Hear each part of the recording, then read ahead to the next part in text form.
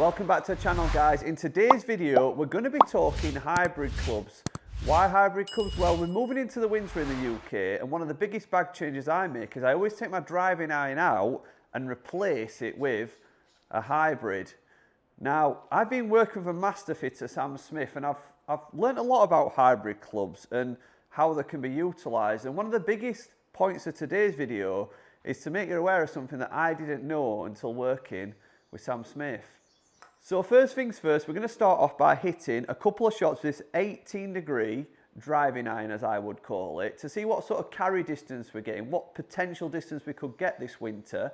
And then we're going to compare it with a low spinning hybrid and then more of a oversized forgiving hybrid, because I think there's an important message here if you're buying a hybrid just for the tee. And this message, it's more for the mid to handicappers who maybe wouldn't have that confidence to buy a lower spinning hybrid. Right, so these are a couple of shots just up on screen I've hit earlier when I was warming up. Well, let's just get a couple of free irons out there, because they're not going to roll very far when they land. And that's a really good strike. I'm not going to hit a better strike than that. And carry distance just at 200 yards. I mean, usually I'd expect this in dry conditions to be sort of chasing 230 up to 240 yards, and that's why I like to keep this in the bag through the summer. There's absolutely no chance that I can do that in winter conditions, and that's why it comes out of the bag. Again, a lovely strike. And what we got again, it's going to be around about 200. It's pretty much an identical shot. Nice shot.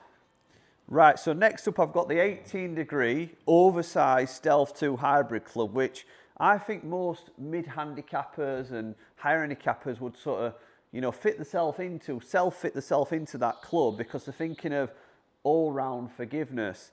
Now let's have a look how far this carries in particular, because it's going to be a little bit more high spinning than obviously a lower spinning hybrid.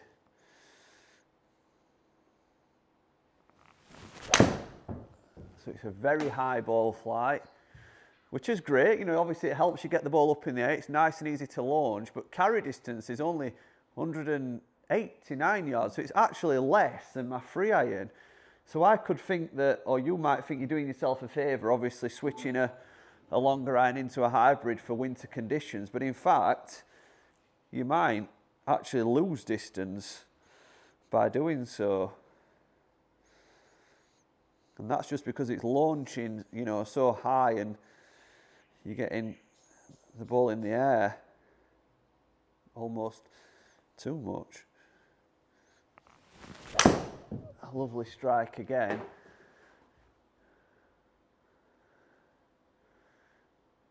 And that time a little bit more, 206.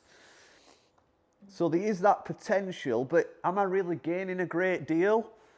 From a free iron? Would it be worth me switching my free iron out for an extra probably 5 yards there? I wouldn't say so. I'll just hit another one. That's another good strike. Just looks a very high trajectory. So again, 203. So yeah, we could say we've increased that carry by 3 yards, which obviously would help. But could I justify switching mine out for 3 yards? Probably not. Now, the main message of today is to just sort of bring awareness that even as a mid to handicapper, if you're buying a hybrid just for the tee, do not be scared of testing a tow hybrid club that's a little bit lower spinning to get you a bit more of a stronger ball flight. Obviously, this is going to be off a tee, so I'm sure you'll be able to obviously strike it and get it in the air, because you're not playing it off the deck. But it just means that you'll get that more penetrating flight that should give you a little bit more carry. And, the characteristics you'd probably get more with a driver than obviously a hybrid.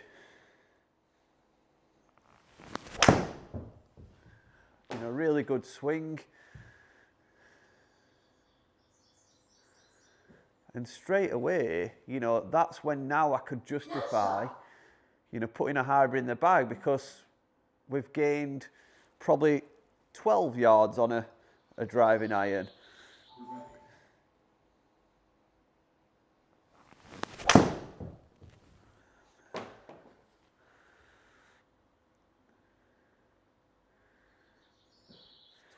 So 23 yards extra distance off the tee, and that's just by getting a hybrid that creates that little bit better launch when using it as a, you know, obviously a club for off the tee.